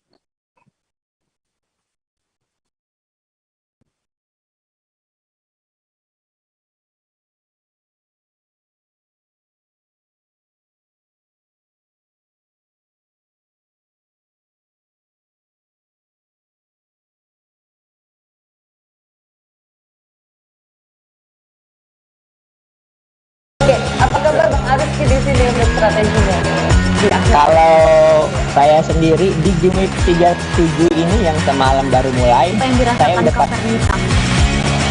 sebenarnya aku nggak ngerasa itu penangkapan atau penggerbegan atau apapun itu, karena gini loh, posisinya kriteria. Jadi kita mengenal disebut dengan stroke yang tidak berdarah dan stroke yang berdarah. Stroke yang tidak berdarah itu biasanya ditandai dengan adanya penyumbatan. Kalau itu penyumbatan di sini mungkin pikirnya tidak ke situ kali ya, tapi kalau di Korea atau di Kamboja itu ada beberapa paper yang saya itu mas ya dulunya tukang koran.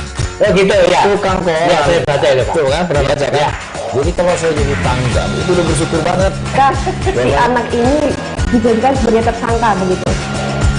Ya kalau ini kita bicara yang di luar kasus Bogombo ya, dengan hujan shower, di mana terdapat batas jelas antara daerah hujan dan tidak hujan yang biasanya terjadi pada fase awal mature stage atau tahap bahaya itu Kang. Jadi mulai artinya terjadinya perlembekan. Nah itu untuk penetrasi akan sulit gitu ya. Dok, saya ini menurut saya memang tidak mudah, bukan urusan tanah diambil.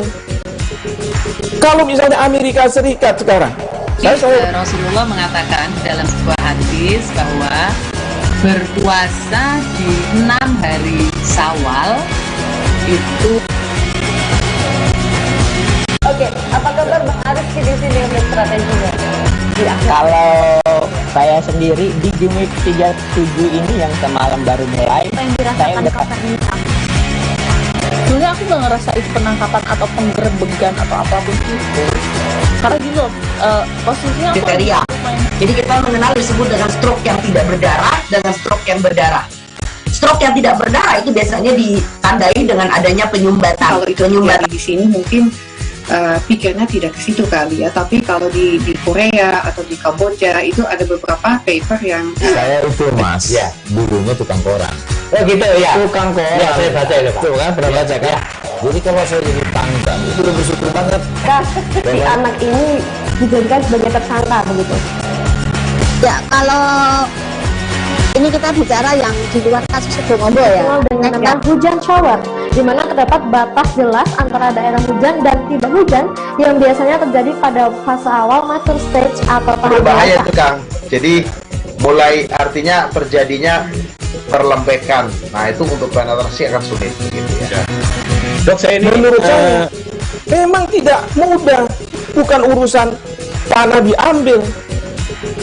Kalau misalnya Amerika Serikat sekarang, Rasulullah mengatakan dalam sebuah hadis bahwa berpuasa di 6 hari Syawal itu.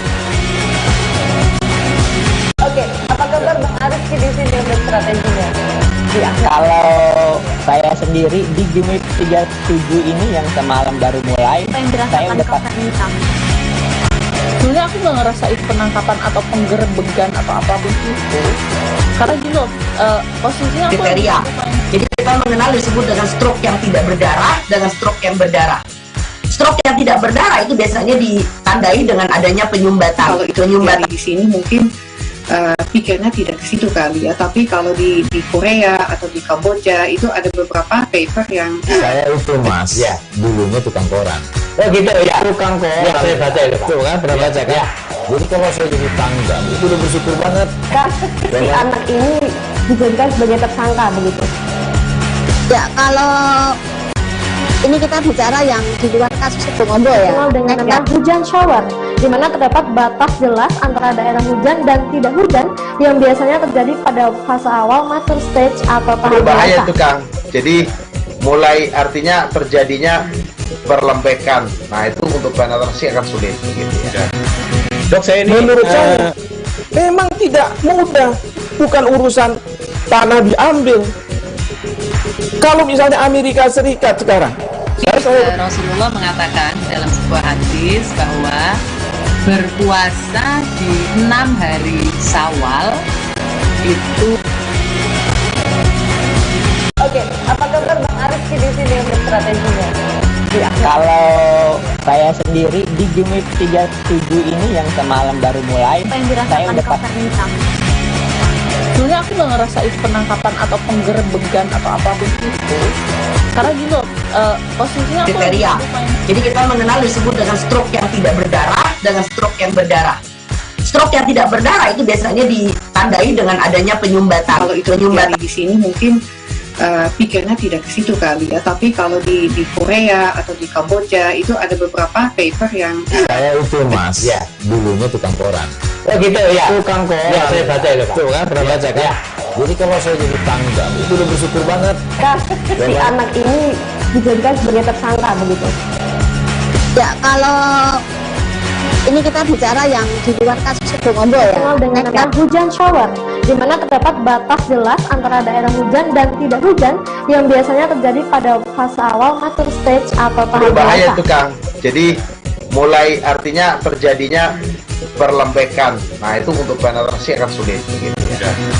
Dok, saya ini menurut saya memang tidak mudah, bukan urusan tanah diambil.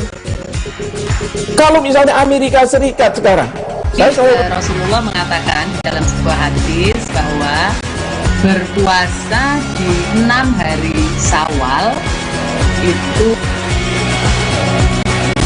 Oke, apa kabar Bang Arifki di sini untuk strateginya? Kalau saya sendiri di Gimik 37 ini yang semalam baru mulai, Apa yang saya dirasakan udah Kak Fernita? Sebenarnya aku nggak ngerasain penangkapan atau penggerebekan atau apapun itu, karena gini loh, posisinya aku Kriteria. Jadi kita mengenal disebut dengan stroke yang tidak berdarah dengan stroke yang berdarah.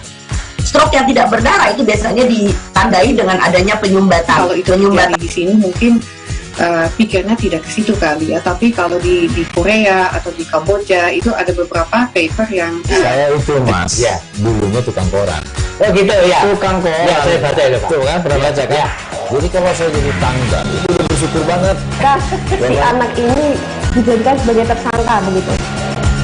Ya, kalau Terima kasih Anda masih bersama kami di live update. Kita beralih ke informasi selanjutnya, Saudara. Setelah polemik soal deportasi Ustadz Abdul Somad atau UAS, kini akhirnya terungkap penyebab pihak Singapura melakukan hal tersebut Rabu 18 Mei. Kementerian Dalam Negeri atau Kemendagri Singapura mengeluarkan 3 poin terkait alasan melakukan deportasi terhadap Ustadz Abdul Somad. 3 poin alasan tersebut dituangkan di laman resmi Kemendagri Singapura, mha.gov.sg pada Selasa 17 Mei. Poin pertama yang dituliskan adalah terkait konfirmasi bahwa UAS sampai di Singapura dan berada di Terminal Feri Tanah Merah pada Senin 16 Mei dari Batam dengan 6 anggota lainnya.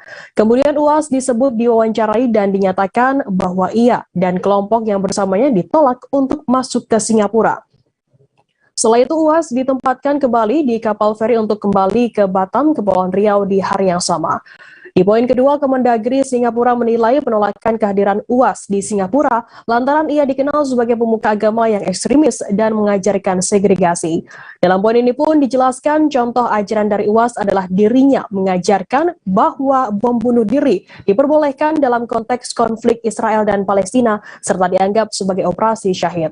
Kemudian, ajaran lain yang dianggap bertentangan dengan Singapura adalah komentar merendahkan umat agama lain seperti Kristen dengan mendeskripsikan salib sebagai tempat tinggal setan atau iblis. Selain itu, UAS juga dianggap telah mempublikasikan non-muslim sebagai kafir. Selanjutnya, pada poin terakhir disebutkan masuknya pengunjung ke Singapura tidak dapat dilakukan secara otomatis ataupun menjadi hak. Kemendagri Singapura juga menyebut setiap kasus dinilai berdasarkan kemampuannya sendiri, sedangkan UAS berdasarkan pernyataan tersebut telah berusaha masuki Singapura dengan pura-pura untuk kunjungan sosial.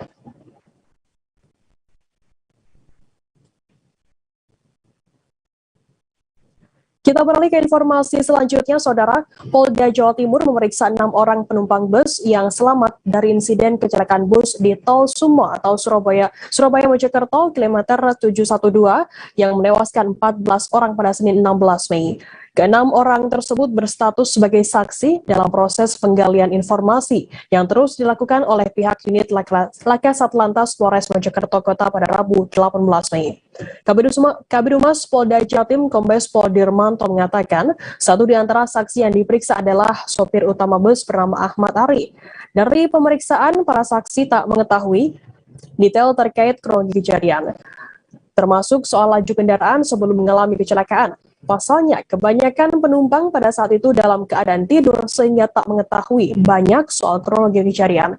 Sebelumnya, bus Ardiansyah menabrak tiang papan pemberitahuan bahu jalan di Tol Surabaya Mojokerto pada Senin 16 Mei pagi. Akibat kecelakaan tunggal bus bernopol S7322UW, 14 orang meninggal dunia. Kasat PJR Ditlantas Polda Jatim AKBP Dwi Sumarahadi mengatakan insiden kecelakaan tunggal tersebut terjadi sekitar pukul 6 pagi.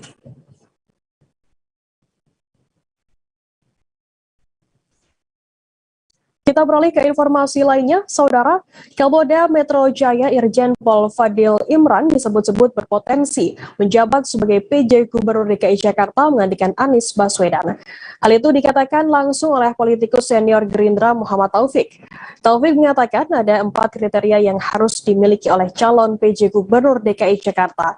Yang pertama yakni harus mengetahui seluk-beluk pemerintahan DKI Jakarta. Kedua, seorang calon PJ Gubernur DKI Jakarta harus memiliki kedekatan dengan Presiden Joko Widodo. Ketiga, mampu berkomunikasi dengan anggota legislatif. Dan yang terakhir, calon PJ Gubernur DKI Jakarta memiliki kompetensi. Sosok Irjen Pol Fadil Imran disebut akan menggantikan Anies Baswedan. Lantas, siapakah sosoknya? Muhammad Fadil Imran merupakan nama lengkapnya. Dia adalah seorang petinggi kepolisian yang menjabat sebagai Kapolda Metro Jaya sejak 16 November 2020 lalu. Sebelumnya dirinya menjabat sebagai Kapolda Jatim. Ia lulus dari Akademi Kepolisian pada tahun 1991 dan berpengalaman di bidang penyidikan. Sebelumnya, beliau menjabat sebagai staf ahli sosial budaya Kapolri. Dikutip dari visip.ui.ac.id, dirinya sempat menempuh program studi doktor di Departemen Kriminologi Fakultas Ilmu Sosial dan Ilmu Politik Universitas Indonesia. Untuk riwayat jabatannya, ia pernah menjabat sebagai Kapolres Metro Jakarta Barat pada tahun 2013. Kemudian menjadi analis kebijakan media bidang Bidum Bareskrim Polri pada tahun 2015. Kemudian menjabat sebagai Direskrim Sus Polda Metro Jaya pada tahun 2016. Menjabat sebagai Dirtip Pideksus Bareskrim Polri pada tahun yang sama. Dan kemudian pada tahun 2017 menjabat sebagai Dirtipid Siber Bareskrim Polri. Di tahun 2018, menjabat sebagai Dirtipidder Bareskrim Polri. Dan di tahun 2019, menjabat sebagai Sahlisos Bud Kapolri. Di tahun 2020, Kapolda Jawa Timur dan menjabat sebagai Kapolda Metro Jaya.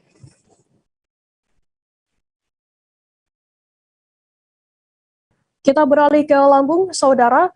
Bocah 8 tahun berinisial AM warga desa Sukamaju, Kecamatan Sidomulyo, Lampung Selatan, hilang selama 4 bulan.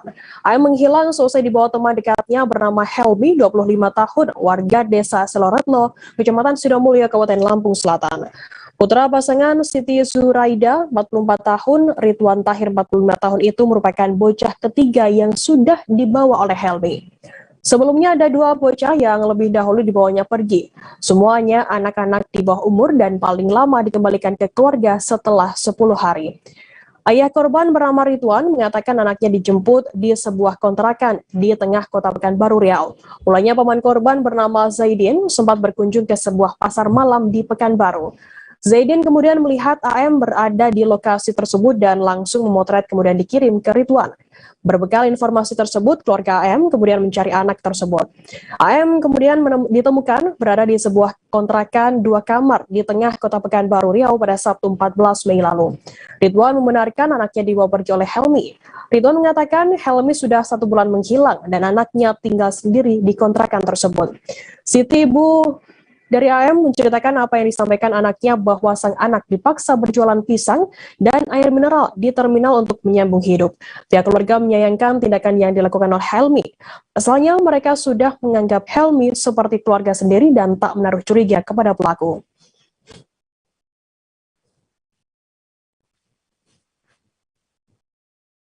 Kita beralih ke informasi selanjutnya, Saudara.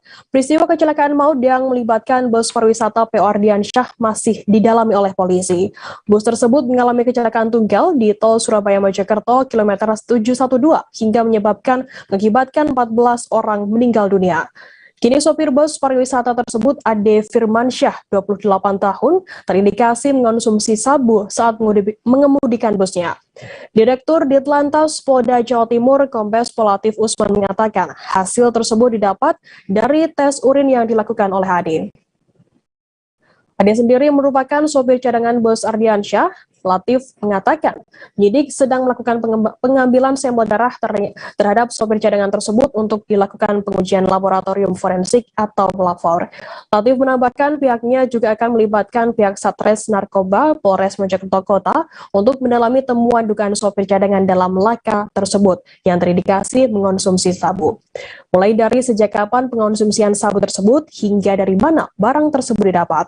Namun untuk konteks kasus insiden kecelakaan tunggal itu, Latif menegaskan pihaknya masih mendalami lebih lanjut, termasuk soal kapan terakhir kali si sopir cadangan tersebut mengonsumsi sabu sebelum terjadinya kecelakaan. Pasalnya terdapat temuan kronologis selama perjalanan menuju Dieng, Wonosobo, sopir cadangan tersebut diketahui tidak ikut kegiatan liburan di destinasi wisata yang dikunjungi oleh para penumpangnya. Di perjalanan Wonosobo, Yogyakarta, Ade sempat berhenti 1 jam dan tidak ikut acara ke Dieng, Wonosobo.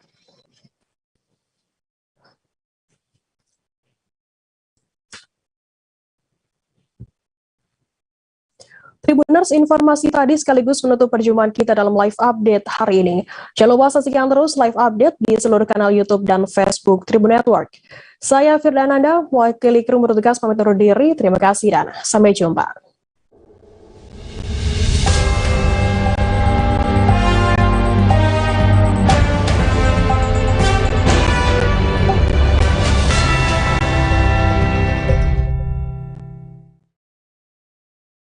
Jangan lupa like, subscribe, dan share ya!